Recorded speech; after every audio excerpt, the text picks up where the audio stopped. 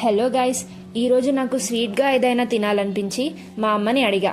సరే రవ పాయసం చేస్తా పదా అంది. నాకు రవ పాయసం అంటే చాలా ఇష్టం. వెంటనే ఓకే అనేసా. ఇంకెందుకు లేట్, ఎలా చేయాలో మనం కూడా ప్రాసెస్ చూసేద్దాం పదండి. ముందు గిన్నెలో నెయ్యి వేసుకొని డ్రై ఫ్రూట్స్ వేయించుకోండి. ఆ వేయించుకున్న డ్రై ఫ్రూట్స్ పక్కన పెట్టుకోండి. మళ్ళీ అదే గిన్నెలో నెయ్యి వేసి కరిగాక సూజీ రవ వేసుకొని వేయించాలి.